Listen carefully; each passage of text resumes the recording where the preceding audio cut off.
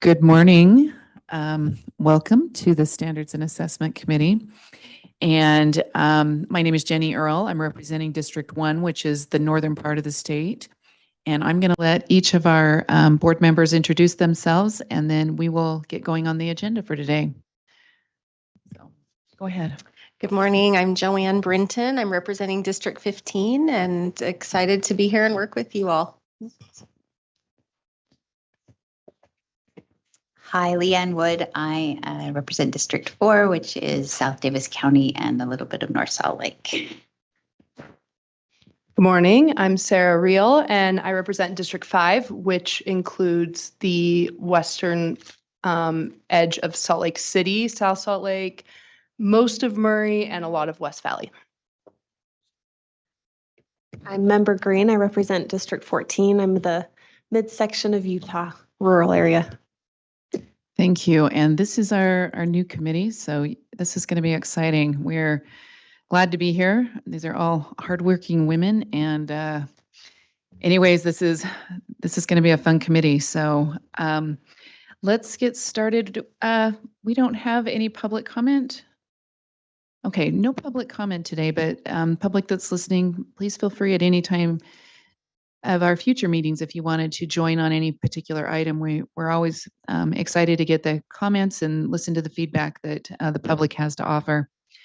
We're going to start with recognition of progress, and I will turn the time over to Deputy Superintendent Leah Voorhees. Thank you, Chair. Welcome, new committee members. We're excited to be here, and I'm excited to be the staff for your committee for the next few months. So I'm also excited to share a couple recognitions with you this morning. We have two. We're going to start with the preschool team. So, and we're going to start with a little introduction about the State Board of Education's Goal 1 strategic plan was to promote high quality instruction in every early grade classroom and to increase optional access to high quality preschool. And recently the preschool team put on a preschool conference, which is provided to support the building of optional access to high quality preschool and support preschool educators in their instructional practices. And we're really excited to have the preschool team with us here. And Julie's going to tell you about this accomplishment and activity. Hey, thank you for having us today. I'm Julie Clark, the Literacy and Early Learning Coordinator at the Utah State Board of Education. And I am happy to recognize our preschool team today and their support staff. So we have with us in person, Christina Barrera, and online we have Katrina Hurd and Jared Lisenby and their support staff, Monica Bellinger, as they did put on an amazing preschool conference this last year. This year, they changed the format that they did. They did a 2-day format instead of a 1-day format, and they also offered a hybrid option. So you could attend in person at the Capitol or virtually for some sessions, and that increased the attendance to the preschool conference by 82%. So they had a great turnout for their preschool conference. Some of the other things that they did, they organized some amazing panel discussions for the keynote session on the first day, including this Governor's Office Senior Advisor of Education, Rich Nye, State Senator Kathleen Reby, Representative Alicia Matthews, Vice Chair Molly Hart for the Utah State Board of Education, and also Vice Chair Leanne Wood from the Utah State Board of Education got to participate in that panel discussion, focusing on the state of preschool in Utah. So the conference also offered a diverse selection of professional learning sessions to equip attendees with valuable training and resources to enhance their professional practices in the preschool setting. The conference was again facilitated by the efforts of our preschool specialists. They put in many hours above and beyond their time as specialists to make sure that this preschool conference went on without a hitch. And it was an amazing 2-day conference. And we are so grateful for their efforts and their work that they have done in the preschool space to support educators and families to provide preschool opportunities for our children in Utah. So thank you.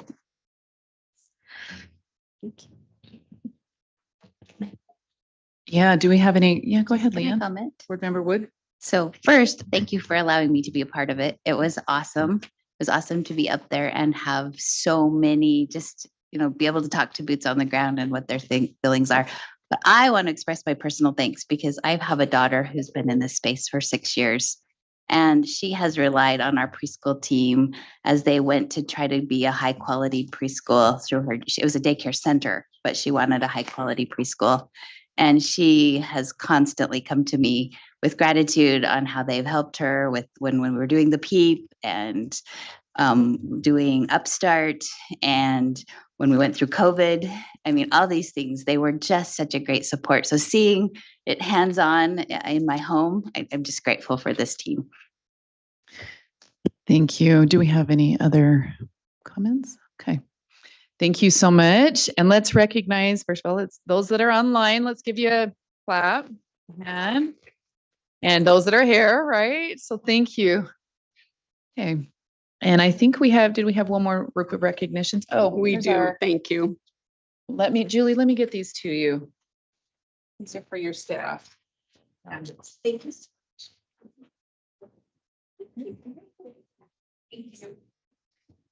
Thank you, Julie. Thank you, team.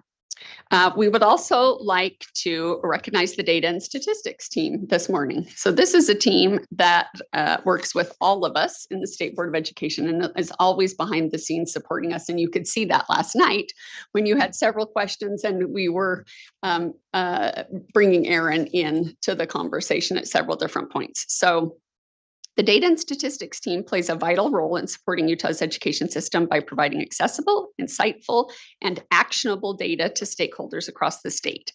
This year, the team has focused on developing interactive data dashboards that empower educators, policymakers, and the public to make informed decisions based on accurate and timely information. And he's stuck in law and licensing. I was going to say he's probably in another committee right now, right? Yes, because he's always supporting all of us. So let me give you an overview on some of the accomplishments that they have made in 2024. So they enhanced data transparency and accessibility by creating geographic visualization. So they developed an interactive map displaying school and LEA locations by county, providing a clear visual representation of Utah's educational landscape, which is really nice to be able to see what schools exist where across the state. And in backup, you can view all of these. If you click on the backup, you can view all of these maps that they've created. They've created student group insights, dashboards focused on specific student populations, including students experiencing homelessness, English learners, and offering detailed analyses of demographics, academic outcomes, and program effectiveness. Accountability and performance tracking. They developed dashboards to track school accountability scores, student growth percentiles and proficiency levels on various assessments, including RISE, Utah Aspire Plus, and Dynamic Learning Maps, which is the end of level assessment for students with significant cognitive disabilities. And they created dashboards to monitor early indicators of student success, such as attendance, youth in custody program participation, allowing for timely intervention and support. They also improved data-driven decision-making supports, including the school safety dashboard to track school safety incidents, discipline rates, and bullying data. WIDA access, and WIDA is the test for English language development for students who are learning language to monitor the process of English learners towards proficiency. Accountability indicators dashboard, which provides historical accountability data and detailed breakdowns of performance indicators, enabling schools and districts to better identify strengths and weaknesses across the LEA and schools. and an ACT performance dashboard to track ACT results, providing insights into college and career readiness trends. Another thing they did was expanding the data analysis capabilities of the agency. They created an Acadience reading and math dashboard to track student progress on both Acadience assessments, providing valuable information for early intervention and for targeted instruction.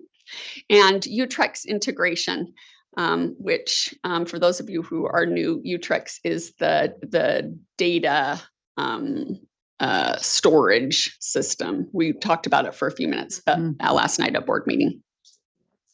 Yeah. They developed dashboards that directly pull data from the live Utrex system, ensuring access to the most up-to-date information. And some of that data is then behind the data gateway. And Aaron talked about that a little last night.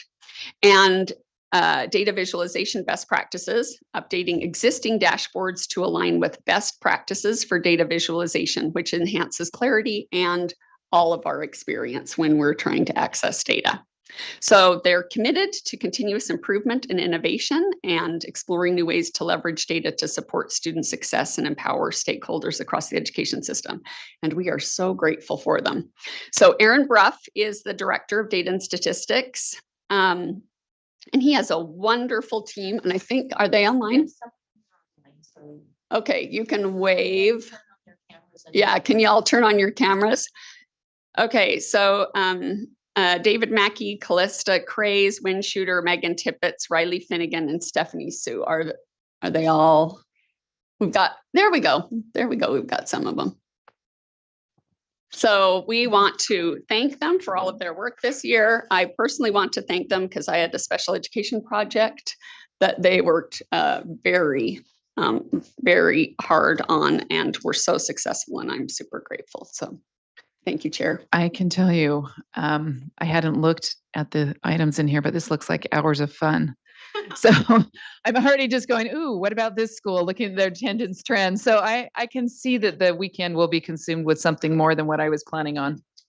So thank you so much. And we appreciate our data and statistics. I know I've had to reach out to them a couple of times, and I'm excited that they're looking for those outliers in our math area too, so that we can maybe go take a look at some great outliers in the state as a committee. So anyways, they're always good to, well, okay, I will tell this funny story though, because when you ask Aaron Bruff something, and you guys may have done this, you're like, can I get the highest performing or the outliers in math? What exactly do you mean? And then you ask another question and he says, well, do you mean this or that? Okay. And then you ask another question. He's like, do you mean this or that? Right. And so he's looking at, he deals with data so much that he's like, exactly which data do you want? Now it could be this, or, you know what I mean? And it's, well, you do know what I mean. But I just appreciate that Aaron wants to get us what exactly we want, but there's asking the right question makes the difference. So anyways, let's give him a quick clap and thank you, those of you online. Appreciate all your hard work here at USBE. Okay. And we have a little certificate to you. We'll find your leader wherever he is, your fearless leader, and get those to him so he can give you a significant certificate of recognition. So thank you for all you do. All right, we have first on our agenda, well, after the recognition, let me pull it up. I believe we're CTE. So, oh, that's right. Thank you yeah, you got to watch me. I'm sneaky that way. Thanks, Matt. Yeah, we did have to shift. Matt has a commitment. So we've shifted him from the end of the committee meeting up so he can get to his commitment later. So wait a minute. Do you have something you want to share? It's in board backup. Yeah. Thank you, Chair Earl. I'm very excited to be here. Matt Winters, Utah State Board of Education AI Education Specialist. I'm just here for information today, but I'm happy to take any questions. We have 3 items. First off, just kind of a review for new board members. Welcome. So excited to have you here. And My role was created in 2024, about 6 months ago, to facilitate, develop conversations around artificial intelligence here in the state of Utah, particularly in education. I support three main components. First is internal professional development here at Utah State Board of Education. So if anyone, any members of the board or any employees here at Utah State Board of Education need support in how to use artificial intelligence in their job, and or support on different conferences and things like that, I'm available. In fact, I was very happy to support the preschool conference earlier this in 2024. Second is to support LEA leadership conversations and engagement around artificial intelligence. And then third is to work on policy with stakeholders across the state, including the legislature. So that's my role. And if there's anything I can do to support the board, please feel free to reach out. Number two, Utah State Board of Education has been partnering over the last week and going into the next few weeks with the STEM Action Center. And we've been doing a program called AI Introductions and Implementations. One of the big lacking programs inside of artificial intelligence right now is teachers are very excited about the technology, but there's not any content area grade level appropriate lesson plans available to them on how to use the technology. So the STEM Action Center asked me to come support this program. The goal is working with every content area and every grade level to produce lesson plans that are appropriate for their content area and grade level, but include either a use of student-facing artificial intelligence and or teach about artificial intelligence, again, with the appropriate grade level and content area. We had our first cohort of about 25 teachers up in Davis County earlier this week. The feedback so far has been very positive. We have our second cohort that will be at UVU on Monday and Tuesday. We have about 40 to 50 teachers coming out to that. And then we have a third cohort for rural teachers in March. The program has a coaching component, and then we'll also have the lesson planning component that they'll turn in as part of the program. They'll be presenting their lesson plans, this first two cohorts at USET, a conference for Utah Coalition of Educational Technology, at the end of February. And then the lesson plans will be posted on the AI Hub on eMedia, as well as the STEM Action Center's website. And then the rural cohort, the third cohort, will be presenting their lesson plans at URSA in July. And so we're very excited to give them opportunities, teachers, to write these lesson plans and then be able to share them and get lesson plans. As far as we don't know, this is kind of the first of its kind repository of these kind of lesson plans out in the entire globe. So we're very excited to work on this, but then also to give opportunities for teachers to share their expertise and present this to other teachers. The third is a policy update. The Utah State Board of Education policy team, the AI specialist, we have been working with the Office of AI Policy, a new organization here in the state governance, captured under the Department of Commerce. And we have been looking at all of the laws and codes that are inside of our AI framework. So if you're interested, that's on our Utah State Board of Education website. And we're looking at figuring out if there needs to be a regulatory mitigation plan in place in case of any questions about how AI influences those particular laws. It's an ongoing project. We're about 6 meetings deep into it, and we're really thinking this through and how it not just influences education, but because their agency is much farther reaching, how it may influence other agencies as well. And so we're building that process with Deputy Nui and her team, and we're hoping to have possibly some output from that in a few weeks, possibly right after the legislative session. That's my update. I'm happy to take any questions. Does anyone have any questions they want to ask? Okay. Do you have some then, Vice Chair? Well, I'm just excited about this. I taught at a couple of brand new charter schools where we had to create our own curriculum, and just being able to utilize the sources. I mean, I think this is really exciting to go. And would those resources be on UATN, or would those be on our site?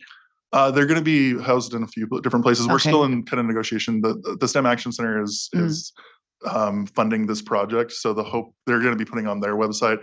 We have been working with UEN to have the AI hub that's on their eMedia site. So far, the only vetted resource on there is our framework.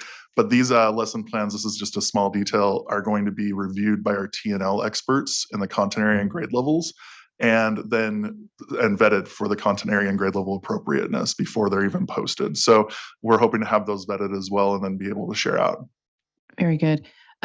Just maybe for public and newer board members that are maybe listening or anyways, is it quarterly? Is that what we're doing? How frequently are you coming, Matt? I'm monthly or at your guys'. Okay, he's at our discretion. So what that's saying, and this is where he's coming and just kind of doing a report out. And if there's any updates to our policy, we formed a policy last year. We decided this is such quick moving stuff that we're having him come frequently. If we need any updates to that policy, we wanted to make sure it was an easy update more often than 5 years down the road, right? Like we do with rules and stuff, that it's as convenient and as easy as we can make it. If anybody wanted to schedule an appointment with you to get more information, new board members or whoever, they would just contact you directly and just say, hey, can I schedule a time, right? Absolutely. I'm Okay. more than happy. And I am currently working on with the Sky Committee, our steering committee on AI, a brief revision of the framework that may go in front of the board over the next Okay. few months.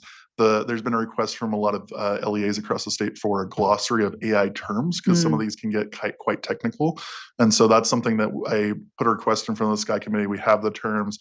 I'm hedging my bet about legislative sessions, so it'll probably be March or so before we get that revision ready to roll. Okay. And do you expect, is there a lot of legislation or some legislation around AI coming through? Talking to, again, stakeholders, so far we haven't seen that many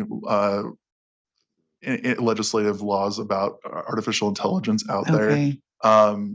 I hesitate to say specifics about anything because Sure. there's nothing No, out that, there. yep, that's fine. Yeah, right I just after- wondered if you were seeing some kind of a movement or a trend, right? Currently, So, no. Yeah. Okay. Yeah. And probably most of those would be privacy related that impacts AI, right? It would be more privacy type of things or individuals' work versus AI itself, but it's impacted by it. Yeah, So, absolutely. yeah, That would be yeah. kind of where the focus would be, was on privacy. And there's some deep questions about but that may be, and this has been conversation with Office of AI Policy, that may be filtered through the federal level with specifics around FERPA, or even intellectual property is tied up with the US Copyright Office. And they're still, in this point in time, really kind of hedging their bets around thinking about what copyright or intellectual property looks like with artificial intelligence. And right now they've adopted a policy of we know it when we see it in terms of human copyright. Okay. Yep. There you have it. And in other words, we don't really know Exactly. because we see it all over. Okay. Any other comments? Go ahead. I'm just wondering if there's things that you think should be in policy that should be passed on to legislators, or trainings for teachers to be careful with privacy, things that. Well, we've worked, and this may just be part of the update for you, Vice Chair Britton. We have done a series of AI summits that had over 600 to 700 teachers across the state come out to. That was couched around privacy. We had a great couple of sessions from our student data privacy team here at USB, and as part of that, and that has create a groundswell of conversation around that across the state. And part of the ongoing professional development is this program with the STEM Action Center, which will help build a larger program that I'm currently have in the works that I'd be happy to talk to you about as well. As far as stakeholder conversations, I'm part of where I'm headed, and why I need to do this early is to head to some of those stakeholder conversations that are happening as well.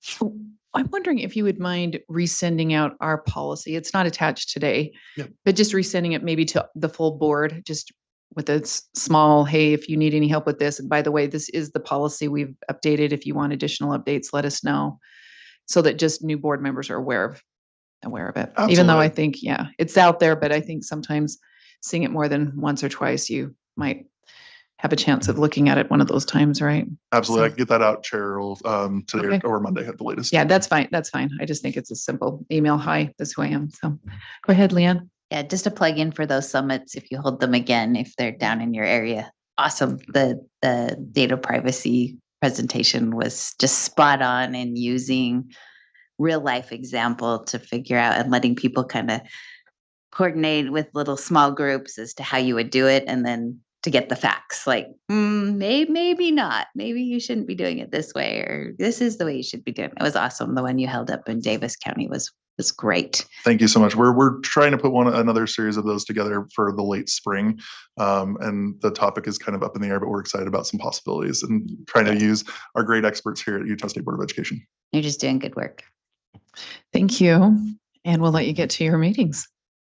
So, and now the CTE group. So,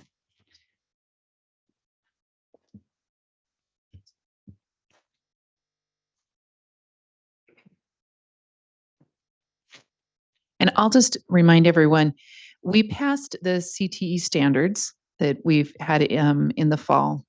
There was one course that had one strand in it that at our previous board committee meeting, we asked them to maybe take a look, simplify, make it more applicable to actual jobs in this particular area, the family and what?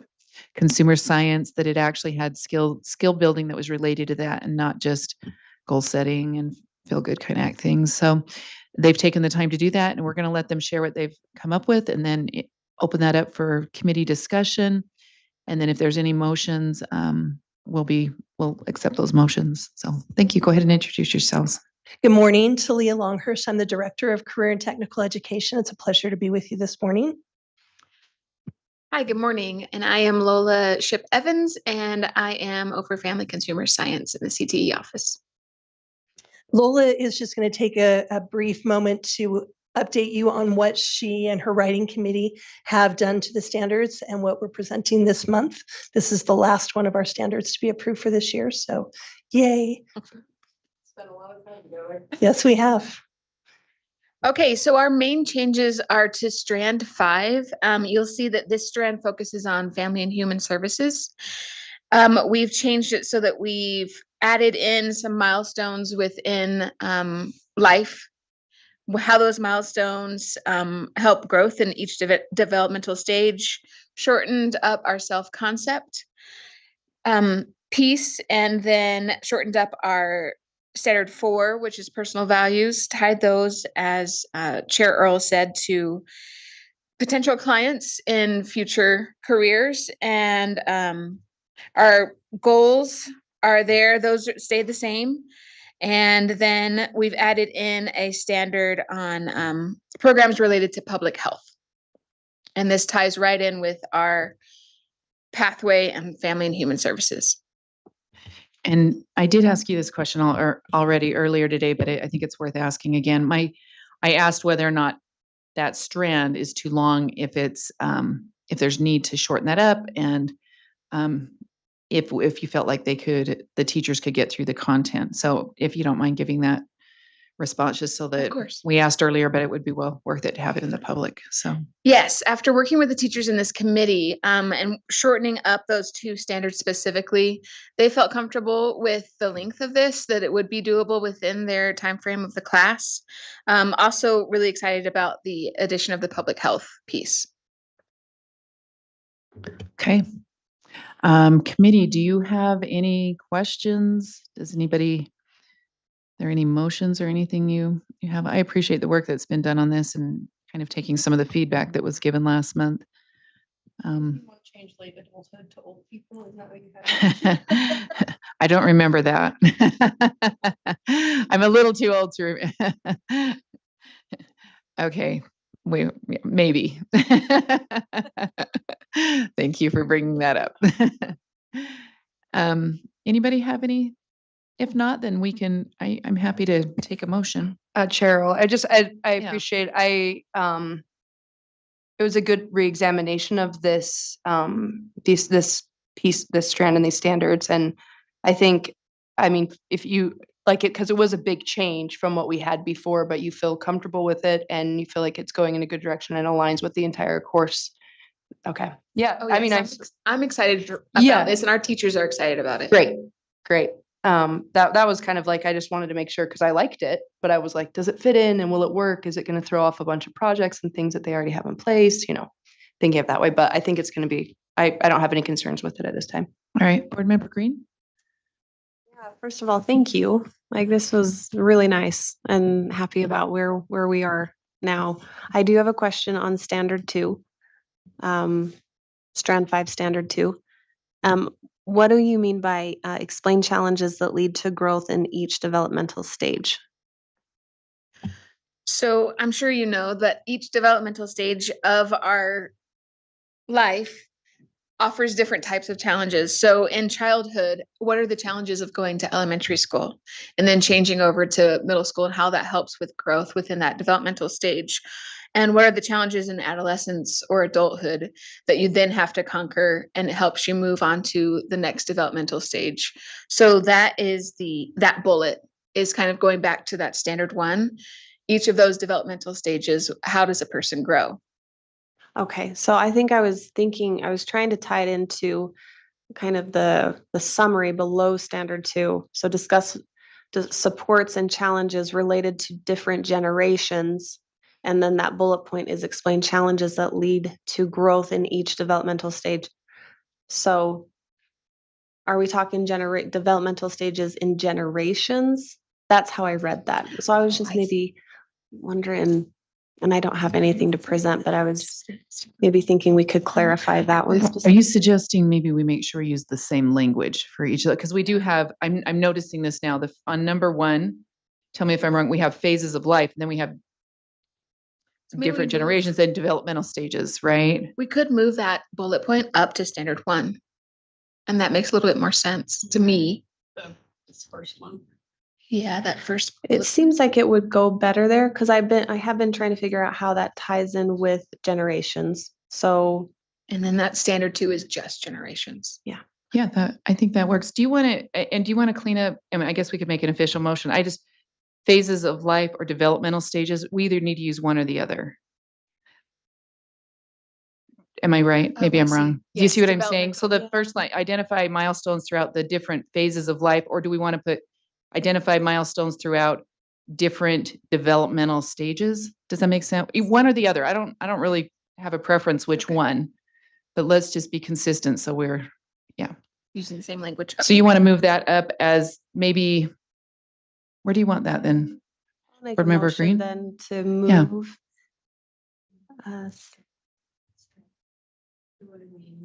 Strand 5. Stands 5, standard 2. Okay, so, but explain challenges that lead to growth in each developmental stage. Is that the one? Yeah. Yes. And you want to set it below the stages or right underneath that first sentence? Emily, do you have a? Probably after.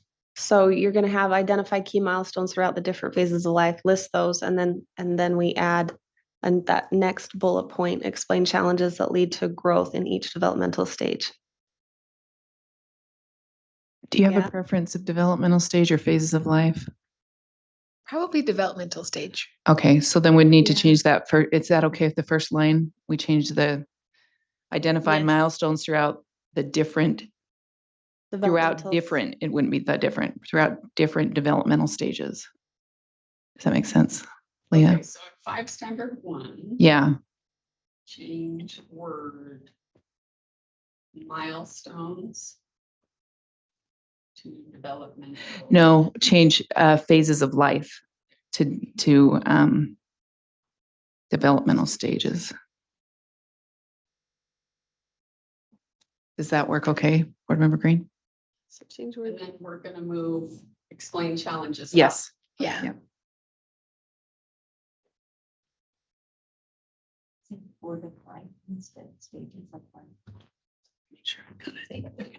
So then does strand 2 is it just about the different roles generations play in society? Then is that what standard 2 becomes? Yes. Yeah. So how do grandparents? Yeah.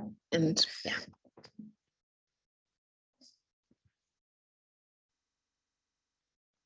Is anything looked at in this with the role of the family and supportive families and what the statistics show with families that support each other? And In the classes after this, yes. Yeah, I was This looking is for sort that of just too. the very beginning stages. It's middle school. Because we're talking 7th grade, 6th grade, 7th or 7th, 8th? 7th and 8th. Okay. It's like that introductory type of, right? Yes, Kind it's of an that- introductory class. Because it is, if you go up to the other strands, you got a little bit of sewing, a little bit of right, and a little bit of these other skills. Am I right? Sorry, go ahead and answer your question. Yes, you were correct. Okay. Each strand goes along with one of the family consumer science pathways. So a student in middle school could be introduced to, oh, I really like this. I want to pursue this in high school. And that's one of the reasons why we actually asked for some revisions here, so it aligned a little better with pathways towards some kind of a career. Yeah. So. Can I just be clear that the motion that's on the screen is what you meant? So what we have is the second bullet being moved up. Did you want the first bullet or the second bullet? I understood it was the first bullet. It's the first bullet. Sorry, Leah. Hold on. Let's discuss Oh, no. supports and challenges. Let me get back there. It's explain the challenges that lead to growth into each developmental stage. Oh, my bad. I'm sorry. It's the way I copied it. I'm so sorry.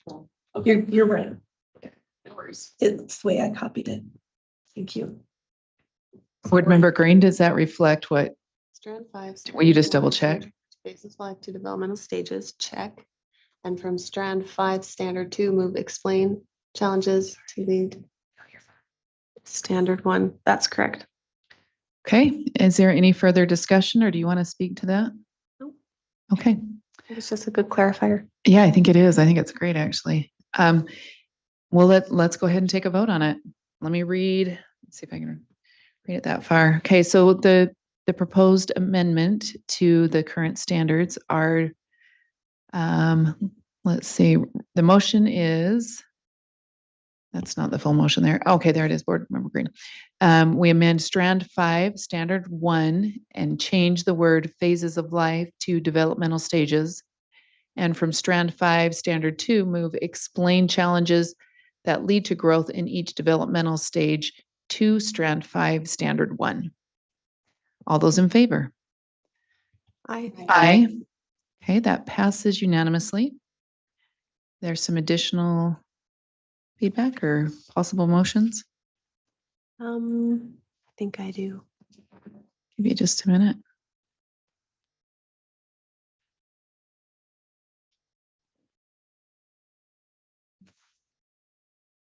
Okay, so can I go ahead? Yeah, go ahead. I'm still trying to figure out where this can go, because I do feel that I do want some mention of family here, and I'm wondering if it's on, let's see, strand 5, standard 3 even. So I don't know, and I'm open for suggestions here. I'm just there's so many places that this can fit. And I would like to see it in there somewhere. I mean, self-concept, combination of self-esteem and self-image. And then that next bullet, discuss ways to help others build positive self-concept. And then we've given off that. So there's friends through this. And I think that we could add a mention of family dynamics. For example, the social support we receive from our loved ones can contribute to feelings of self-worth. So, loved ones and a strong family unit. And we see that throughout all different cultures. I mean, those kids that hit hard times, no matter what they go through, if they have that strong family unit, that foundation, they can get through some pretty hard things, and their whole self-concept can stem from those bonds that they have within the family unit. So if we could add some verbiage to this. So are you thinking something like support from parents or? I feel like being more broad and just saying like family more generally seems better. Okay, what would you? Maybe like strengthening family relationships or working on and strengthening your family relationships. Yes. Okay, is that an official motion? Could you put it in between? So you've done a lot of accepting yourself, forgiving yourself. Could you put it in between forgiving yourself and learning a new skill? That there's Yeah. yourself and then family and then reaching beyond your Yeah, family. I think that's a good place to put that. So did you get language that was Joanne had said there? And then we can adjust it if Emily wants it adjusted at all. So strengthening family relationships would be my recommendation.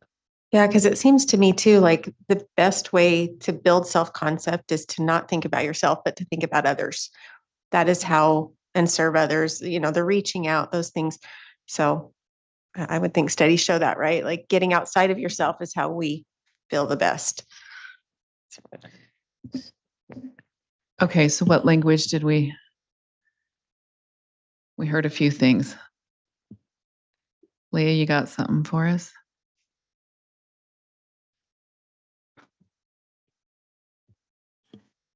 One sec.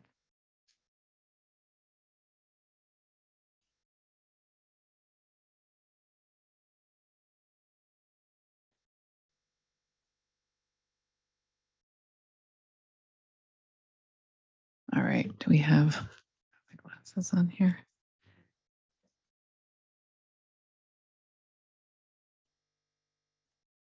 So we have inserting, we're going to insert on strand 5, standard 3. Do you want it at the beginning? Right between forgiving others and learning a new skill. Can you see it? Yep. That's where we want it. And did you want strengthening family relationships? Is that what Emily, is that? Yeah. You could even put it after the friend part too. Well, I we're almost just go ahead. wonder if learning to be accepting, forgiving, because it's with yourself and others rather than this saying yourself. I don't know if there's a better way to word that where it's being kind to yourself and others, being forgiving, giving grace. Like we need to learn to do that with ourselves and others. I'm not sure. I'm looking at the. Yeah, I think we can do that. Would you mind adding that in? Is that okay if we couple up here on this, and then if anybody wants to divide out, we can. So, Well, let's see. so under Standard. forgiving yourself and others, do you want to add that in there? Is that what you're saying? Here. I'm just asking here. Does that? Well, I was wondering if you're talking to Member Brenton, because Oh. it does say here, discuss ways to help others build positive self-concept. Some examples may include accepting yourself, forgiving yourself and others. Is that what we're saying? Maybe. Okay, so we could add maybe forgiving put yourself and others, learning a new skill, reaching out to others, be positive, be assertive, making a new friend, improving a friendship, do something nice for someone, recognizing your strong points, not comparing yourself to others, set and accomplish goals, give yourself credit for positive qualities, live within your value system, care about other people, positive self-talk. So You feel like it may not be needed? Is that what you're? no, I just read it so we can kind of get an idea. Oh, okay. Sorry. Broadly of what it sounds like right now. So forgiving yourself and others, and then we're going to add strengthening family relationships. Perfect. And there we go. Okay. Any discussion to that motion? No, I like that. Okay. you. Anybody else have discussion to it? Okay, we're going to go ahead and vote. So the motion before the committee is that the committee adds to strand maybe I'll ask our staff. Is that okay? Do you have any feedback on the wording or anything? Fantastic. Thank Okay. you for thinking of that. Okay, so we are adding to strand 5, standard 3. We're adding the words and others and strengthening family relationships within the list that's there. All those in favor? Aye. Aye. Any opposed? Okay, that passes unanimously. Are there any additional thoughts anyone has or motions? One more second. You have another one? I might. Hold on. Okay, I'm sorry. I don't have them written down. we're good. We have a short time frame today. Well, maybe, I don't know. We got 2 more items on there. Who knows how long they're going to take, but we've got time to. Okay. So I would like to have this discussion again. And the argument is that there is a percentage of population, and being a mother is their profession. Where can we put that in? Because running a home is the business, right? Like you run it efficiently, effectively, and there are skill sets that, if implemented, can highly benefit that realm. So I'm wondering where we could, I think it's up here on, Wouldn't you say strand 6 is like all about raising children mostly, or caring for children? I was scrolling down, now I'm scrolling back up, so now I'm scrolling down again. Well, I mean, it covers everything from responsibility, early childhood careers, even, development of value of play, children's eating, how they play with food, like with how they eat. and that's childcare. Yeah. Yep. Which, I mean, it's not fully, but I also wonder if this course isn't necessarily fully about careers and pathways yet, right? That's also, there's college and career. And that seems, Well, it's kind of dipping your toe, yeah. right? And I think that would be on strand 1. That's why I was scrolling back up. So strand 1, it says students will identify the 6 family and consumer science career pathways and the associated clusters. Is motherhood or parenting? Yeah, thank you. Parenting. They align with the clusters that we've worked on with that align with those like different areas that the governor's office has created, those career pathways, right? They're all aligned. Yeah, so this is going to sound, I don't even know the right word to use. Judgmental is what comes to mind. That's not the word that it really is, the word I really mean. But this course does try to align to our pathways, which are nationally approved pathways that are high wage, high skill, high demand. Not that motherhood isn't one of the very most important things that people do, or parenting is a very important thing, but it's not one of our pathways. And this course is an exploration of the pathways, helping students think about where they can go from here if these pathways are something that they're interested in. We do have college and career awareness. We have other courses where things like that are and or could be highlighted. I don't know, Lola, if you have a thought about adding in. My thought is, hopefully every single one of our classes helps you become a good parent and a good member of the community, from EMT and nursing to esthetician and graphic design. Every single one of them in CTE will help you be a good parent. And it's really hard because, yes, I agree with you. Parenting and motherhood and fatherhood is the most important job that we can have. But CTE is about the career and technical education opportunities and skills for students. So I have a hard time knowing where to put it to. Yeah. No, I've been struggling. So the clusters, let's talk about that for a quick second then. The 6 family and consumer science career pathways and the associated clusters. And I haven't Googled that. So that's what I'm looking at. And tell me if I'm wrong. Those are. Yeah. They're strands 2 through 7. Okay. So So you Lola, I'm going to let you're the expert.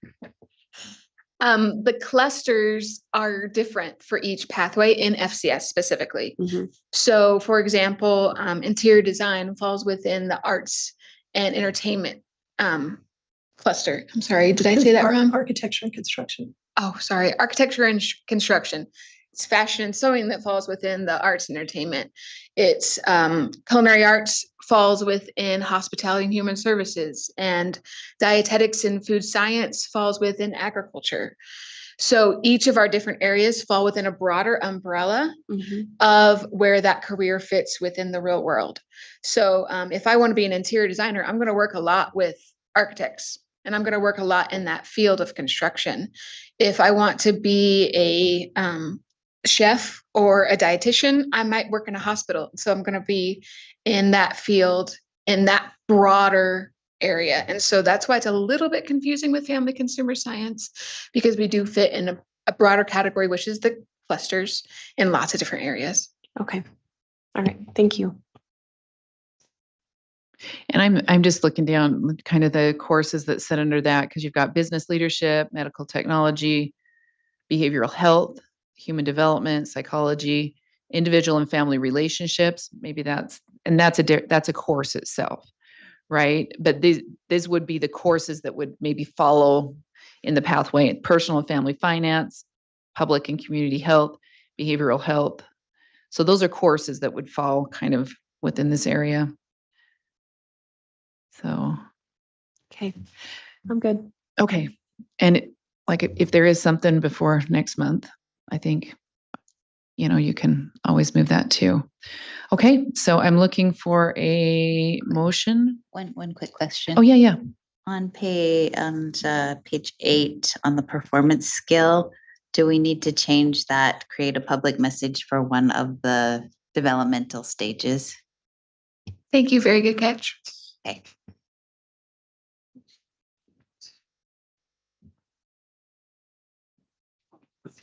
Oh, yeah. Instead of Just phases to of life. align- Yeah. just So to it's the align same them. language. Developmental- Gotcha. Okay. Developmental stages. Yeah. Any opposition to that? Maybe we'll just do that by, just so the language aligns to what we just did. So, I think there is another little clerical item. It's page 7, standard 5, which let's see, strand 5, standard 5. That second bullet point, it says 2 types of goals, colon, and then you've got your short. Is there? Yeah, the bullet's in the wrong place. I need to shorten in those other 2 bullets. Yeah. Thank you. Yep.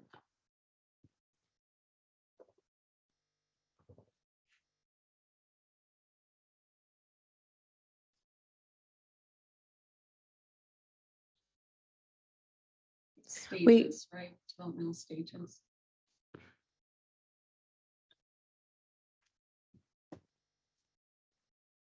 okay.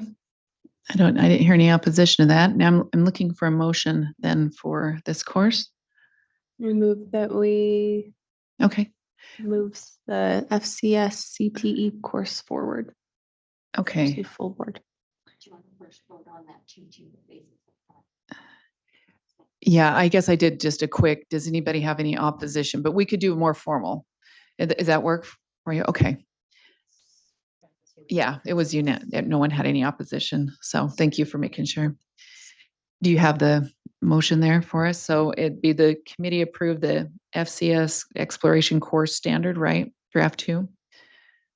Okay. As amended, right? Yes, as amended. Okay, so the motion before the committee is that the committee approves the FCS the facts or FCS exploration course standards draft 2 as amended and forward to the full board for approval. All those in favor? Aye. Aye. Okay, that was any opposed? I guess I better ask. Okay, that was passed unanimously. Thank you. And we'll have this finished up next month. Hopefully you guys can get ready for next year, right? So, okay. That moves us to our next agenda item, which is the survey. And do we need to? We can wait for Elise. I don't know. We probably need.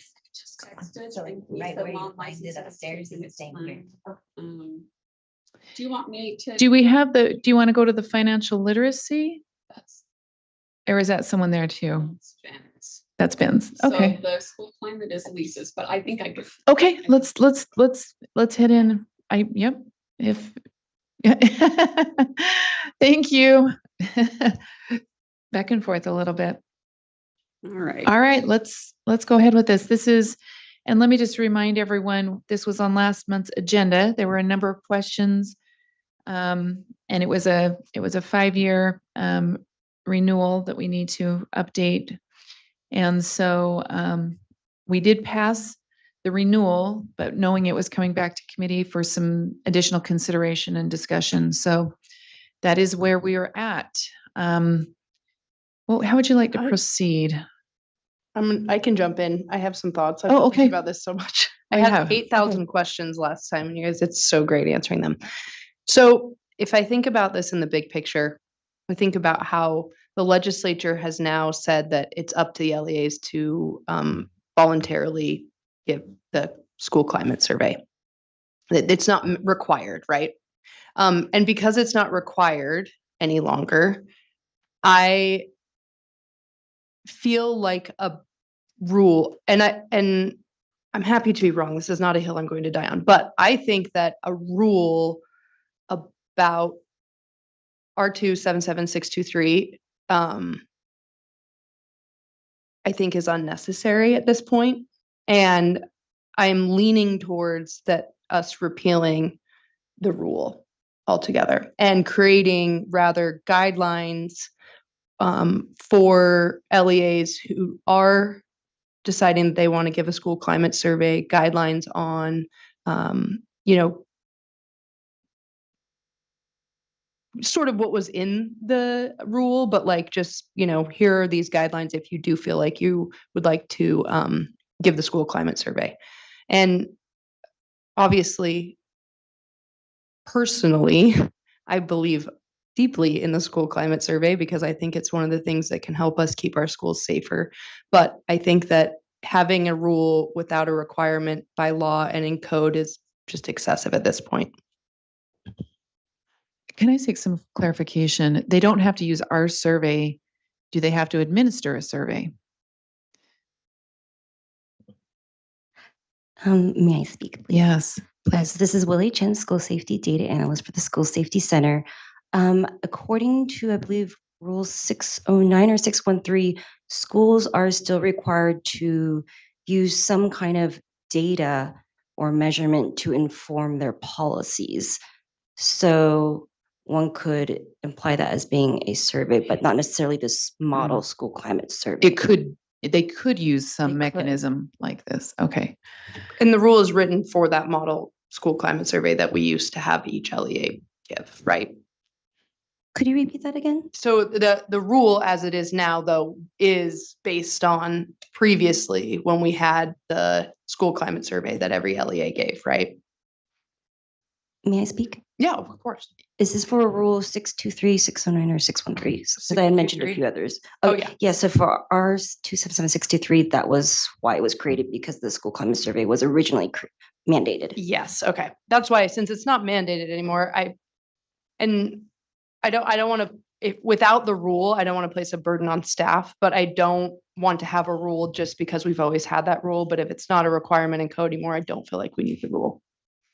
And I'm going to argue that if districts have to give some kind of a measurement tool, and it's frequently a type of survey, we should give some direction as to what should be contained within that. Not necessarily what the survey is, but what the framework is in order to administer a survey. And I think this does do that. Let me ask this question. How many of our schools still have administered the survey in the last administration, which wouldn't be this year, it would have been last spring? Do we know how many? When it was mandated, all but 2 LEAs reported data. Okay, so when you say it was mandated last spring. No, No. 2 years ago. 2 years ago. 2023 to every other year opposite the teacher exit engagement survey. So this year it's coming up. Actually, if all goes well, in March. Is it? Because we have the SHARP survey this year. I thought it was the off year of the SHARP survey. Is that not the case? The SHARP survey and the model school climate survey are actually administered in the same year. Oh, they are. I thought it was. Both are opt-in now. Right. But both of them yeah. are going to be opposite the teacher exit and engagement survey. Okay. So it would be administered this spring. So we really don't know whether or not we will have a decline. We will have a decline due to House Bill 182's requirements where students must have parent consent at the beginning of the school year during registration. So we did send a survey to gauge initial interest, and the latest numbers were where would it go? 65 expressed interest, which is 42%. However, this may actually be lower or higher depending if they actually met those requirements as stated in House Bill 182, but we have no enforcement mechanism to actually check if they did meet those requirements. So you're saying 42% of LEAs. Expressed interest and said they Yeah. would. So that's almost 50% of our, I mean, it's not, but right. I mean, we're talking a considerable Yes. number of people are still considering using the survey. Whether it's just the parent portion or the student portion, they can pick and Right, choose now. right. Mhm. 42% is considerable. Do you feel? I think it's Yeah. considerable, don't you? I mean, you're talking how considering many we had students. all but 2 previously turn in when it was mandated, it feels like a Yeah. huge drop. But so I guess that goes to my point is just that would we better serve our LEAs who choose, if they choose to administer the survey, guidelines for them, or do we need an actual rule in place? Can Board Member Wood. Can I just get caught up? Because I wasn't in this committee last month. How does this relate to the school climate survey that's related to HB 84?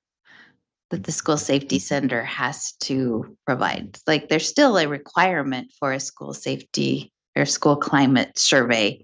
So can someone update me on the difference between what's now required, what isn't required, and our role in it? Because it looks like was required by the school safety center. Help me understand how the school safety center aligns with us. I'll have a lot of catch up to do. Sorry. Yes, no, so from my understanding, because this is also before my time, but now I'm overseeing this. So when the School Safety Center was created back in 2019, the guidelines were that the survey was required. And House Bill 84, school safety, echoed the guidelines. The wrinkle is with House Bill 182 that happened at the same time as House Bill 182 that's happened at the same time as House Bill 84. Now House Bill 182 says you don't have to do the school climate survey anymore. Ours, right? Yeah. Right. So the House Bill 84 says still some kind of assessment of the school environment. But House Bill 182 says you can no longer have to do the model that we provide. That's where that confusion can occur. And so now with this up for continuation or not, that's where I think the discussion is we're trying to figure out. Additional questions? Thank you for giving me that update. Did that catch up that quick? Wow. She's a quick learner here. So I was just trying to find 42% of the student population in the state of Utah for Sarah, but just kidding. But It's isn't like that- Salt Lake County and then I the know rest it of the could be state. varied because it could be small, large, and yeah. Could I just, charter that's schools. 42% of LEAs, but then that's not the percentage that will actually opt in and take the survey. I know one of my principals said they have less than 4% that even opt in to take the survey from the school when they offer. So I am of the opinion, we can take a vote how you want to, but I feel like if we're going to still have the survey available, we're not getting rid of the survey here, right? I follow the will of the board. What's that? I follow the will of the board. That we. Oh, yes. Do you want to? Is this an options graph? This is, I love a flow chart. So for my own brain, just because there are so many different options that we're looking at today and so many different variables, I just wanted to kind of make a visual for you. So if the first question is, does there need to be a rule, or do you want a rule, I guess is the correct phrasing. And so you could say, yes, we do. Then there's a couple actual options even under there, because there is a rule in place as of now. The board passed one through. You could make no motion today, and that would be fine as well. However, I know that there could be some amendments that individual board members want to make. So we could make amendments on that today. We could also bring it back later. One thing I was going to bring up in relation to kind of the HB 84 and the school safety conversation is that there will be significant amendments to that bill and to those laws during this session. So it may be worth waiting until after the session to see where that bill goes before we decide what, it may just be worth waiting. If this body decides that you do not want a rule, there's a couple options. We could just take parts of the rule and put them into another rule.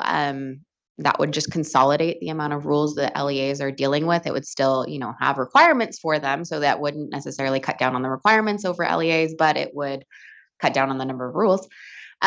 Or we could just you all could just repeal the rule entirely. So just as a visual.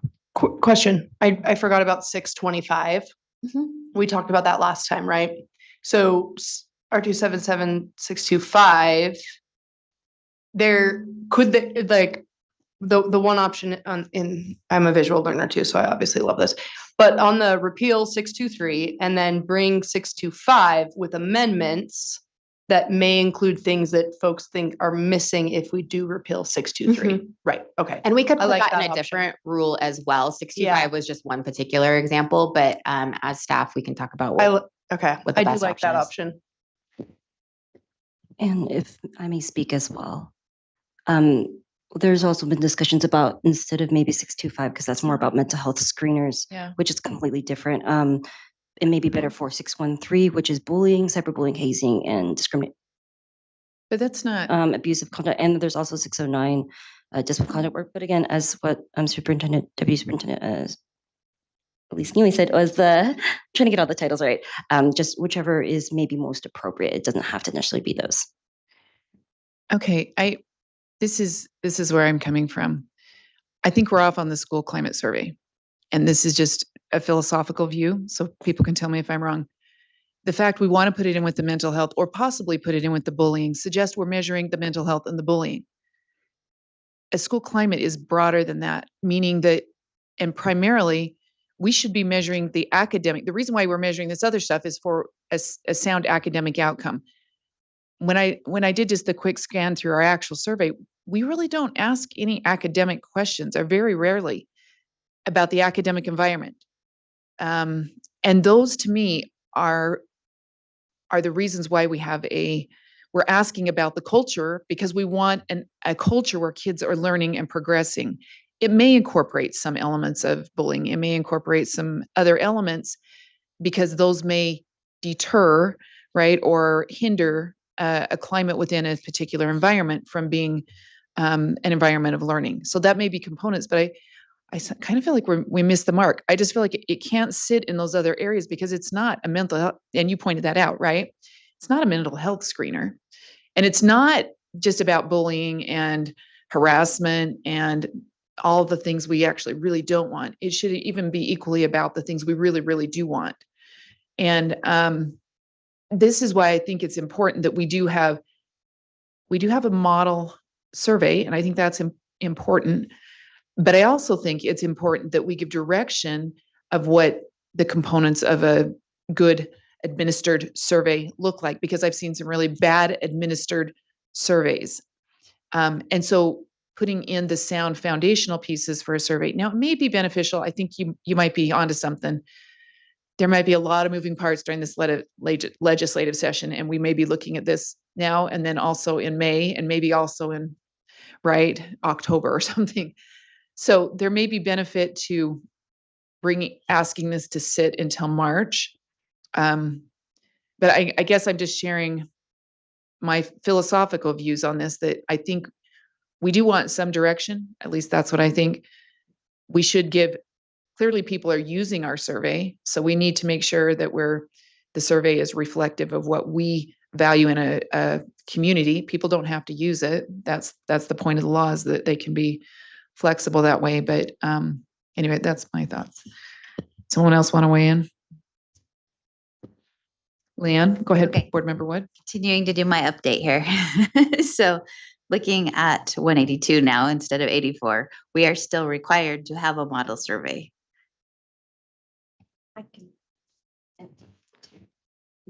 In code. In code. In code, it does say that the State Board of Education shall create a model school climate survey that may be used by an LEA to assess stakeholder perception of a school environment. So So yes, our you role are did not required. change. Correct. The role, the thing that changed is that one, they don't have to offer it at all, and they don't have to use ours. That's what changed. But our role as a board did not change. So if our role did not change and we still have a model survey change, help me understand why we're debating whether or not we would have a rule that says, if you use ours, here's how you're going to do it properly. And yet update me to why this debate is happening. Well, I can share a little bit. Well, maybe board member Green can share a little bit. So just last month, it was just discussion on what to do because they were trying to update, and I'm sharing because I wasn't feeling well that day. So I kind of missed a little bit as far as actually being here, but trying to look at what are the options available. So there was just the question, can we move it into another rule? Can we, you know what I mean? Because it isn't mandated that people take it. So then there become the question, do we need the rule? But you're right. If there's a mandate for it, then we need to continue that. And I apologize because I did watch the committee. Yeah. But I've been a little overwhelmed the last few weeks. We can give you any kind of a summary. Sarah can also share what she thought or anyways. Thank you. If I can also speak to, I'm not sure if there was a document shared with y'all, but at least internally we did come up with a what is the impact if it is repealed or versus if it's not repealed. And one of the things to consider in code, it says the role of the school board is to aggregate the data collected and then including the results. And as far as my understanding, that interpretation of the results means we produced a public facing dashboard. And so the implication is if we repeal 623 provides guidelines. This is how we expect you to administer the survey. That way the data is more valid. If we repeal 623, one of the items in 623 says opposite the exit engagement survey every other years when this is administered. If we repeal that, they could take this survey and give it every 10 years or every 5 years. And where the data piece is a concern is that dashboard is live. So if only in the very extreme scenario, if one LEA gives the survey this year, even though it's at a state level, if someone gets wind of, oh, that LEA gave the survey, they could probably determine that that's that LEA's data. That's the kind of, I think, maybe major concern I have from the data side, at least for repealing this rule. And I'm not saying to repeal or not, but if we do repeal, we might want to at least tighten up language on when to administer data just for data privacy concerns. I am just Abuse? reading the language of the code, and I just wanted to let you know this is something that just popped out to me. It says that you will adopt rules that recommend the distribution method, the survey frequency, and the sample size of the survey. So those are some basics that you have to have in rules somewhere about the survey, even though the survey is not required to be given those particular things. It actually says you have to have a rule about that.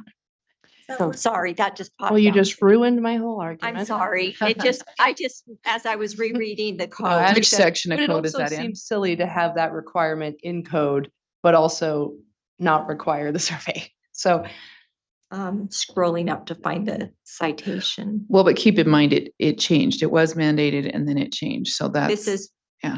as 84, House Bill 84 amended 53G8 802. 53G 802. So that's where the language is regarding the school climate survey. Okay.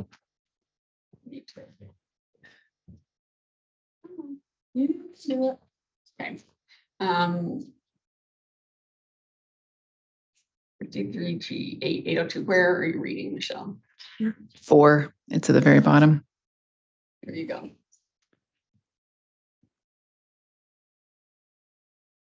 Collect. It's up further. Oh, is it? Than 2. Okay.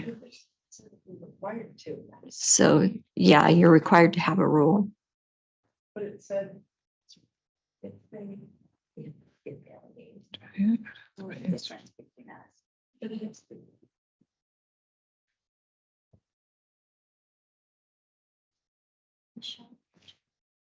Oh, there it is, J.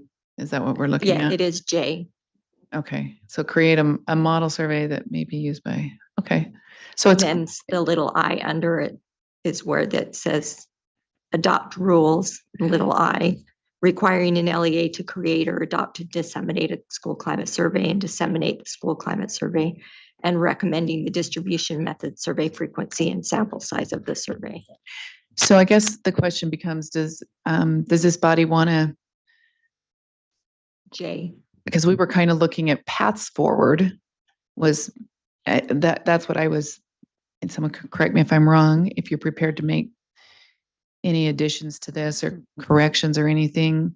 We were looking at paths forward, or do we want to kind of postpone this until closer to the end of the legislative session? Or do we want to look at the surveys next month and then look at the rule the following month? So we've kind of got those dispersed a little bit. I think the idea to wait through 84 getting updated, I think that's saves, I mean, Okay.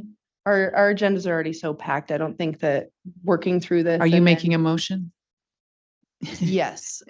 I'd like to make a motion that we postpone, because we're all good. There's nothing no concerns from staff if we do postpone the decision on this. Because we already approved We approved yesterday. So, okay, right. I'll make a motion to postpone discussion until after the legislative session and the school safety code has been updated. Okay. We don't need a second, but yep. Is there any discussion to that while we're waiting? Do you, Oh, I just wonder if we could see the model survey that we have. Can yeah, we- do you have that? do you want to just email that out to board members? I think it's available on our site or the link to it. Is it on the website? It is. Is it to just these y'all five and Yeah, like who? yeah. The committee Okay. members, that would be great. Oh, Okay, and that would be, there's three of them, right? There's educator, there's parent, and there's student, right? yes and no. Oh. Yes, there's 3 types as in student, parent, and educator. Yeah, then they but got there's that for lower. 4 in reality because we divided the students Mhm. into 3 grade bands, and the Yeah. parent and educator are actually in a different survey combined together. Okay, so the surveys, maybe we'll just say that, right? But We you don't- will receive 4 files essentially. Okay, that makes sense. Board Member Real, is this what you wanted? That works great. If you want to put why we're doing it, you can say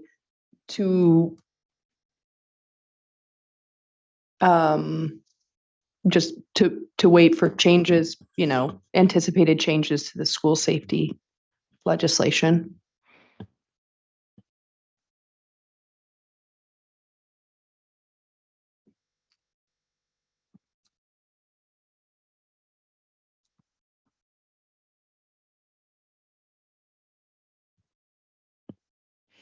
And you're put on the spot and have to type in real time. And I was thinking the typing things we just passed, and anyways, when you're on the spot, it's always like, oh, don't make it out right. Okay, so the motion before the board and this is to move to postpone this item, which would be the school safety item. No, the school safety survey. Postpone. We better say what we're actually postponing. It's R277623. Postpone R277623. Give me the name, schools climate survey. Until the legislative session is over, to wait for anticipated changes in school safety legislation. Does that flow okay? Okay. Comments to that? All right, let's go ahead and vote. All those in favor? Aye. Aye. Okay, that was unanimous. And thank you. Oh, Can go I ahead. just ask a question in general about surveys? Do the LEAs receive financial compensation when they give surveys of any kind? I can't speak for other surveys, but House Bill 182 specifically says that you cannot provide incentives for taking the model school climate survey. So you can't say, oh, have a pizza party or anything like that. So at least for the model school climate survey, they cannot provide an incentive. and there was no funding or payment involved in this one. And I can speak just a little bit for the SHARP survey, just a little bit. I'm not an authority on it, but I do know that they administer it free of charge, but they don't, from my knowledge, they don't actually get payment for taking the survey, but they may use the survey results to submit for grant money or to submit for other prevention programs. And they may use the results from that survey in order to facilitate that type of a thing, but they don't get rewarded for taking the survey, or shouldn't. I'm pretty Is sure. that more community groups, like Communities That Care? Do our districts work on grants and such through with the SHARP survey? Yeah, the districts would work with the health department to, someone can correct me if I'm wrong. If I'm out of line here, someone can, Jody Parker, someone will get on and tell me. But districts, from what I understand, can use that data to submit for various grants. It could be drug and alcohol prevention. It could be all kinds of different things they could submit that for as evidence, right? As a measurement tool. So, but I don't have any knowledge currently. I'm going to say currently, because I think previously and many years ago, I think there was some rewards that were given out for taking of certain surveys, but I don't know of any currently. Did that answer your question? Okay. Okay. Thank you. All right, Elise, run back to your next one. And do we need to, is it Ben we need, or are we good to, on the last item? Yes. So our last item. That's the writer on this. Okay. On this one.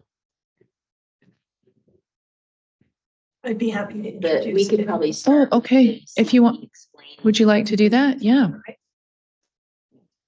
Okay. Not that we don't want Ben. So this is, the item before the committee is R277704, Financial and Economic Literacy Integration into Core Curriculum. And this is in code that this is to be done, right? So go ahead and introduce it, if you will. Hello again, Talia Longhurst, the Director of Career and Technical Education here at USBE. With me today, I'll let April introduce herself. Good morning. My name is April Painter. I'm with CTE. I'm an education specialist for financial literacy. And this is your first time seeing April in a meeting, so be gentle. Be gentle. Oh, let's let her have it, ladies.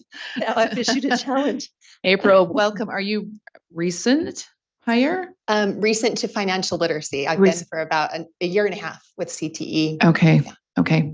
All right. Thank you. So R27704, I actually had to go back and refresh my own memory a little bit to see why we're here and why we're talking about this one today, because you actually approved a continuation of this rule in 2024. So what happened in 2024 is the rule came due. It needed to be updated and or continued, and we weren't prepared with complete thoughts about updating it. So you all voted to continue it for us so that we could have some time to work on it, right? So we are back today with a few updates to the rule, nothing major, but we are happy to take some questions. I think you can see the strike-throughs and additions. Really the goal that we had, not a lot needed to be changed, but the goal we had was to continue to ensure that this rule is aligned with statute. This is a passionate group of external supporters of this course, of these concepts, trying to make sure that they are taught in schools. We get a lot of positive feedback about this. And so making sure that our industry supporters, our other state agencies who work with us on this course and the statute are supportive of what we're doing here today. And I should have looked up, just for your knowledge, financial literacy was put into play by the legislature. April, do you remember the year? Yeah, it started in 2003, and then by 2008, all of the graduating seniors would have participated in financial literacy. So this is really a legislatively led requirement And one of the few things that we deal with that really is legislatively required in terms of course. So they're very specific in statute about what has to be taught in the course.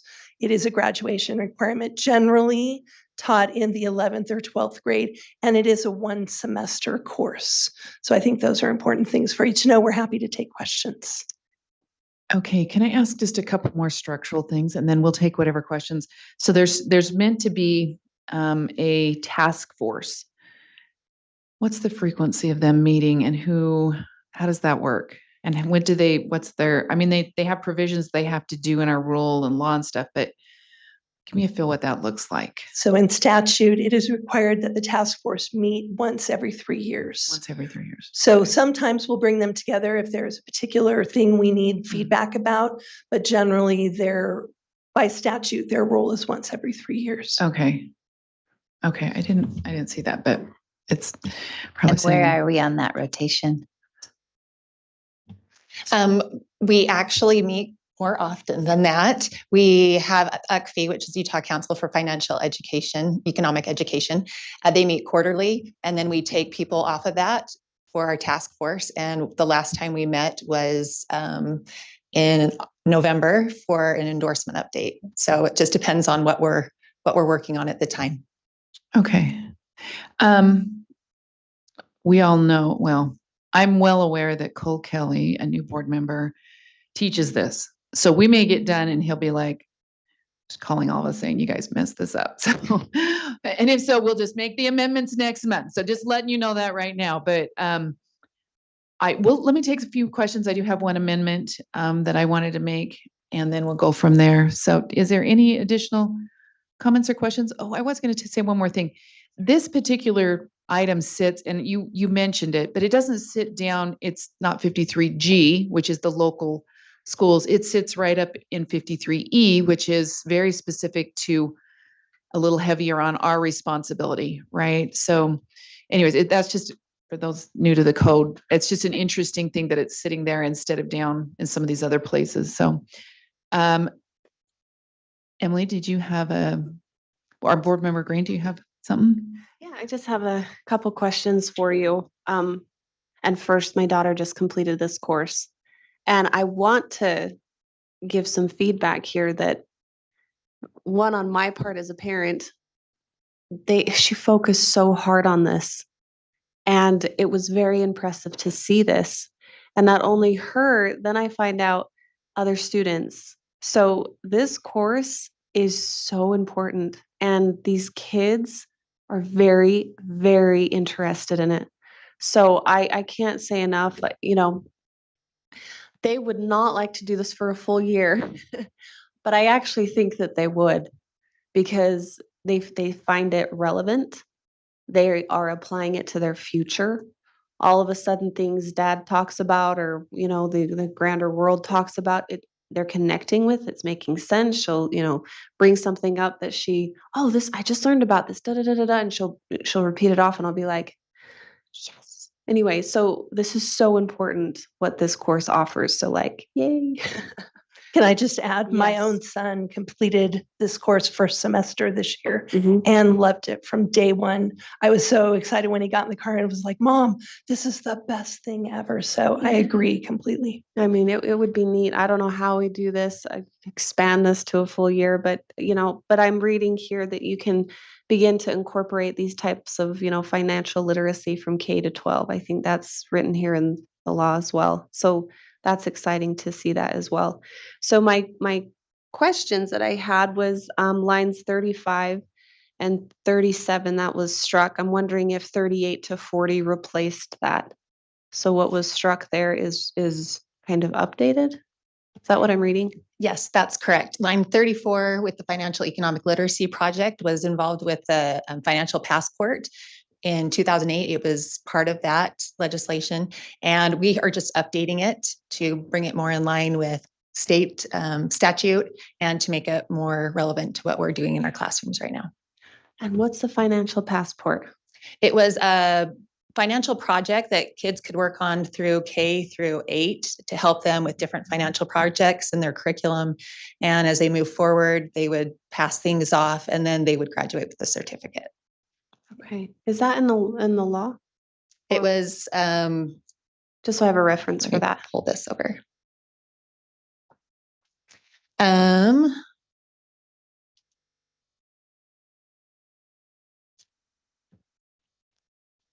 Sorry, I kind no, of nope. threw you on the Give me a spot second. there.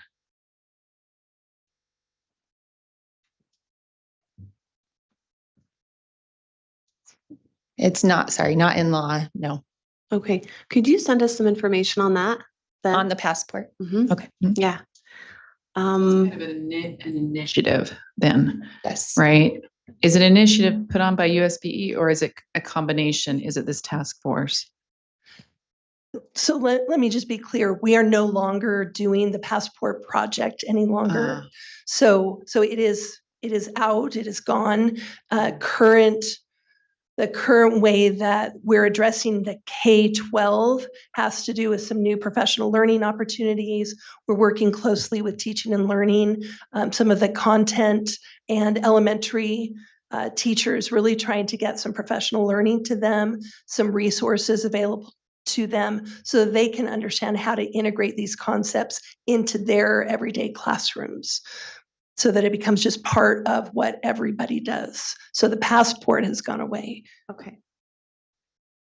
Okay, so then down on 69, we struck provide resources for teaching financial and economic literacy without promoting specific products or businesses. And we changed that to make online resources available to teachers. This one seems more like it was taken directly from statute. Statute, That's right? correct. Okay, so I mean, I think what it stated makes sense. At first, I was like, well, it's kind of the same thing because it would seem that if you're taking them to online resources, it would already be a product or a business. Is that right? Or what do those online resources look like now? Yeah, our online resources have just been updated with help from a task force to create resources that they can use in K through 8. We have a new website, Finance in the Classroom, that is accessible to communities, to educators, to students, that's accessed over the United States and globally. Okay. Can we have access to that? Like just a preview? Yeah, of it as well? financeintheclassroom.org. Financeintheclassroom.org. Is that right? Yes. And that was developed from the task force. Yes. Did USBE develop that then? Like with It's our been around since resources or- 2008 to meet that that online resources requirement. And that comes through USBE. Like Yes. that's a source that was created. Yes. Okay. Thank you. Hold on. Okay, are there additional questions? I do have one more question on how teachers. I don't know. Is there a specific teacher for this, or is this like a teacher that also does this as another extension? D, all of the above. Okay. So oftentimes in schools, there are teachers assigned for part of their day to teach financial literacy along with their other assignments. Some schools will have teachers that are dedicated full-time to financial literacy. It just really depends. Okay. But there is a separate endorsement for it as required by previous boards. That's what I was looking for. That word, endorsement. Okay. So a teacher has to have an endorsement to be able to teach financial literacy, right? So does that tie into line 63 where it says the superintendent shall work with public, private, and nonprofit entities to provide professional development? Like no, that doesn't, that just is how they get more training, but that's not how they get the endorsement. Correct. Correct. Okay. So where do they get their endorsement? They have 5 different options to get that right now. It can be through a certain bachelor's degree that it's usually around business and MBA finance or in personal family consumer sciences. They can have certain courses on their transcript, meeting a certain number of credit hours. They can pass a finance, family and consumer sciences, personal finance exam. Currently, they could be grandfathered into the old endorsement when they taught adult roles and that being endorsed in that. And then the last one is to take some online certifications through Next Gen Personal Finance that they have to complete. And those are virtual classes and online cohorts that they have to complete. So they're pretty thorough. Okay, great. So I'm just curious, do the teachers still use the financeintheclassroom.org? Is that still something is that their main resource? We spent a lot of time, not us. We had a task force and contractors that we've worked closely with that really updated that resource. When you look at it, hopefully you'll see some really awesome things. It has completely been redone since 2008. Last year, it was released in summer, this past summer. So it's still showing that you can get a passport.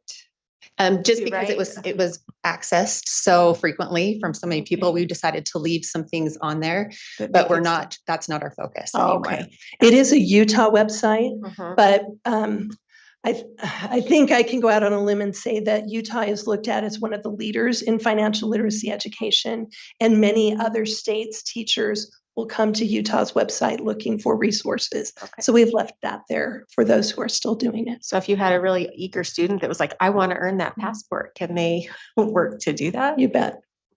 So just a resource. Yes. It's just not a primary focus anymore. Exactly. If I'm understanding. Okay. Okay. More Emily? broadly, if I may. Thank Yeah, you. go ahead. Yep. Keep going. What are maybe your biggest hurdles that you're, if any, that you are facing right now, and what do you feel like is really thriving? I think one of the biggest hurdles for educators right now is the amount of resources and different curriculums that are out there for financial literacy, which is why we brought that website for them, because it's vetted resources and things that they can focus on with their students. Because I think especially with new teachers, they get overwhelmed with, where do I start? What do I bring in? We wanted to create some really specific resources and turnkey resources for them. The second thing is the state assessment, making sure that each student in our course is getting that assessment so that we can take that data and improve curriculum for them, and that education is being effective. Okay. So can I just add a couple, and April can kick me under the table if I say something wrong. I only know enough to be dangerous about this. I've never taught this class, but what I hear frequently is the amount of concepts that they're asked to teach in a one semester course. I know a lot of times we just keep adding things to the standards when these standards were approved back in 23. Yeah. Yep. We added some additional things. And so it is a one semester course, and it becomes a place where I mentioned at the beginning, people are very passionate about this course. We have a lot of banking industry, business partners, a lot of folks who are really, really interested and feel passionate about this. And I agree with them completely, but we could take a year, we could take 2 years and still not be able to cover the full amount of information that we all think would be helpful. So it's really trying to identify what is the most important concepts to be covered in a class that students will need to know and be able to do by the time they leave high school. Very good. Thank you. Okay. Anyone else have? Okay. Board Member Wood. Okay, I just have a question on line 14 of the rule. It says the purpose of this rule is to provide funds. Is that a normal language for a rule? Because the rule doesn't provide funds. The legislature provides funds. The rules might regulate how the funds are to be appropriated or used. But anyway, just to. Should that say disperse?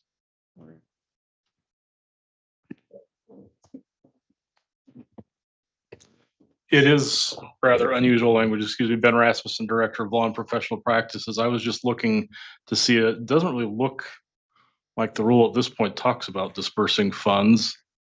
So that might be something that we could just strike. Yeah, I'll add in now because I agree with Ben. We do receive a very minimal amount of funding that comes to USBE for financial literacy. The vast majority of those funds pay for two things: half of April's job and the assessment contract. We are required by statute to have an end of course assessment, and so we do have a contract in place for a provider. It's like It's similar, I have to be careful how I say this, it's similar to our CTE skill certification assessments in that it's a USB-owned test. The questions are ours, but we have a contractor who has a platform by which we provide the assessment online. So between the contract and FTE for this oversight of this program, that's the majority of the funding. Periodically, we'll have a little bit left over where we'll do special projects like creating the website, updating the website, and we need to pay a contractor to do some of those things. Periodically, we'll have a little bit of money and we might flow some money out to the LEAs for assisting them in purchasing a curriculum or something that they want to do in GFL, but that's not often. That's few and far between. So then that wording is kind of like actually. I would think we'd want to strike that. Would it be sufficient enough to this purposes of this rule is to develop and integrate, or is to integrate financial and economic literacy concepts effectively into the core curriculum? Could we just? Okay. So could I make that motion? Absolutely. Okay, I move to amend line 14 to delete to provide funds appropriated by the legislature to develop and insert to integrate financial. Does that make sense? Mm-hmm. Do we need the two twice, to develop and integrate, or develop and to integrate? Well, I was even wondering about removing develop. Oh, okay. To integrate. To integrate. Okay, sure. That would be so you're striking this the first part of line 14 and then adding a to before integrate. Okay.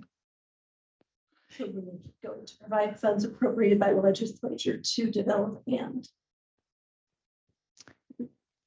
Is there anyone who has discussion to this motion?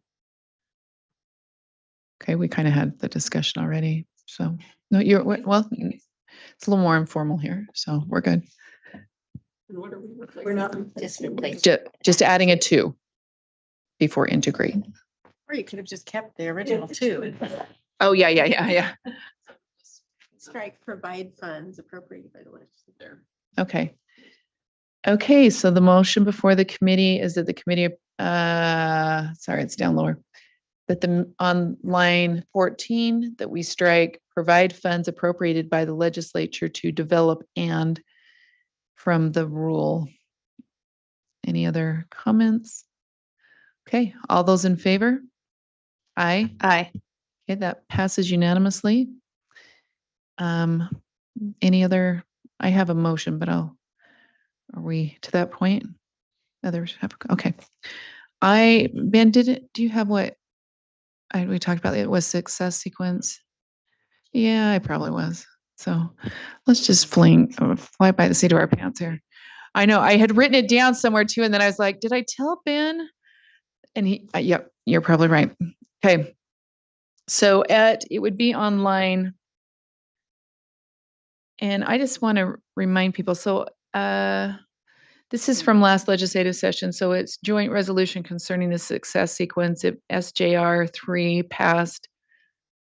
And in there, it says, related to the state board, it says this, let me find it.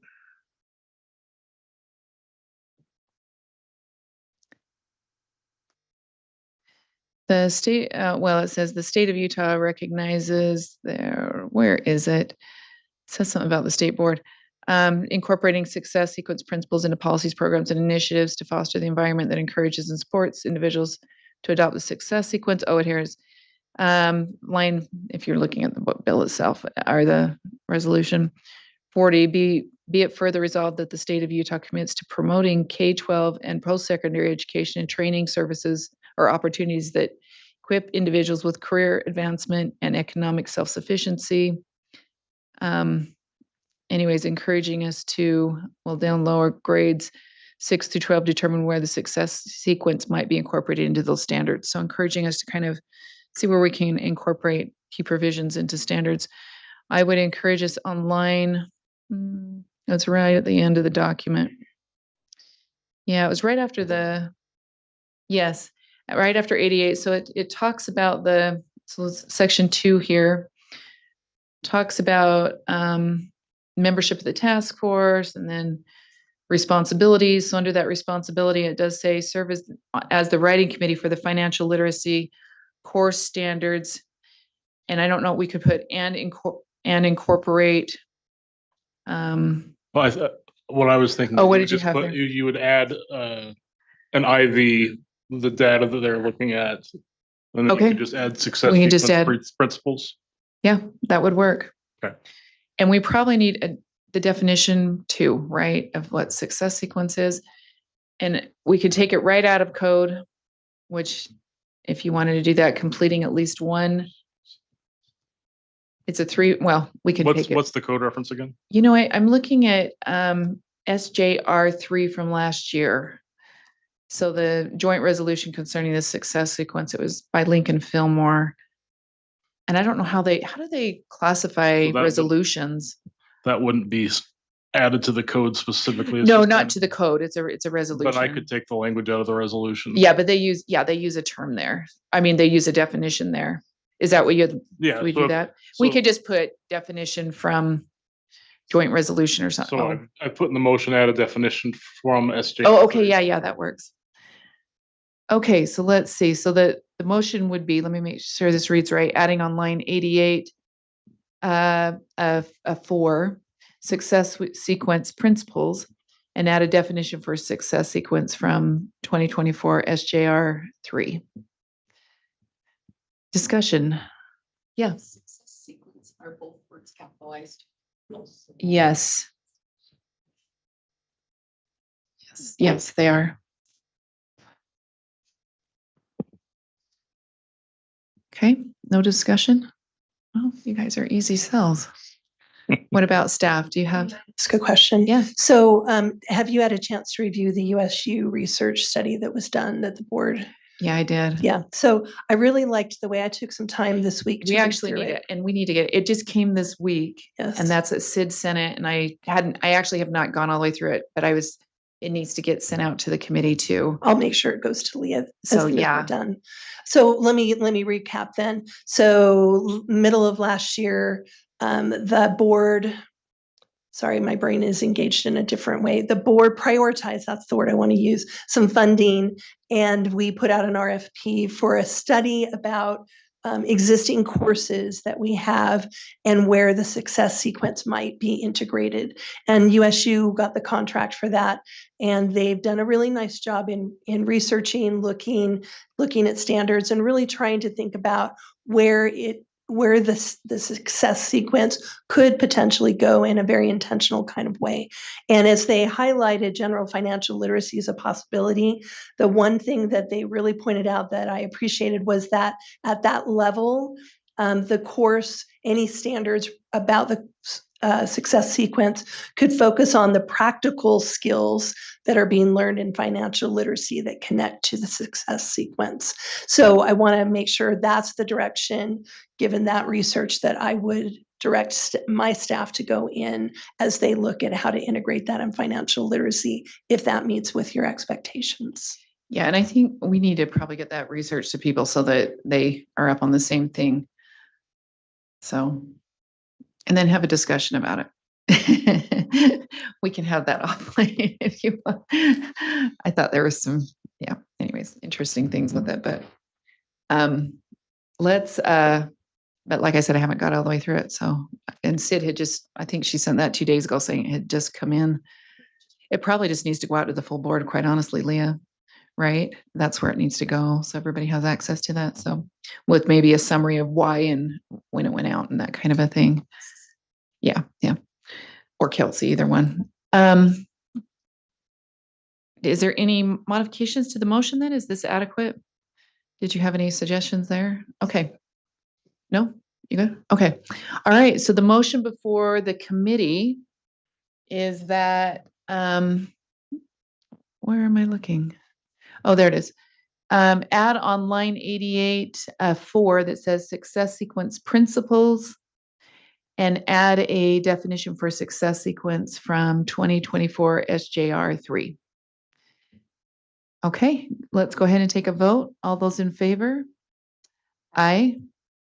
Any opposed? Okay, that was unanimous. Oh, you're done, I think. Ben, you can go. Oh, do you You have still need to make a motion on we got to make a motion on the whole thing. We amended it. Does anybody have an emotion, any motion? Are you emotional? Let's do a motion for the whole. Anybody want to make that motion, or I can if not, but. Do you want me to make that? Yeah, go ahead, Board Member Wood. Okay, I move that the Vice Chair committee Wood. approve R 27774 financial and economic literacy integration into core curriculum draft 1 as amended on first reading and forward to the board for approval on second and final reading. Okay, any discussion to the motion? I don't see any lights. Okay, the motion before the committee is that the committee approves R 2777704 financial and economic literacy integration into core curriculum, draft 1 on first reading and forward to the board as amended for approval on second and final reading. All those in favor? Aye. That passes unanimously. Thank you. Yes, please. I need to share something with you about 623. Elise Nui and Willie Chen were looking at the code, and we were looking at HB 84, and the rule requirement was still in HB 84, but it doesn't appear in the code anymore. And so I did some research, and it actually was taken out of the rule requirement was taken out by HB 182 student survey amendments. So the requirement for the rule is not there anymore. So I need to take back what I said to you. So, and clarify to you where that actually was removed. So Makes more sense. I appreciate that. So this body, are we comfortable I'm with the still March okay with discussion? Okay. I still feel like there's going to, thank you for clarifying. I was so, because I was confused too. And even the way that the code is written that we were reading was pretty confusing, but I'm still way comfortable. Okay, waiting so then because we I won't, think we there's won't gonna bring be a that lot back of up at this point. 84. Thank you for the, yeah, thank you for the clarification. So that was accurately represented. And I'm looking for a motion. Final motion. Motion to adjourn. There's a motion to adjourn. All those in favor? Aye. Aye.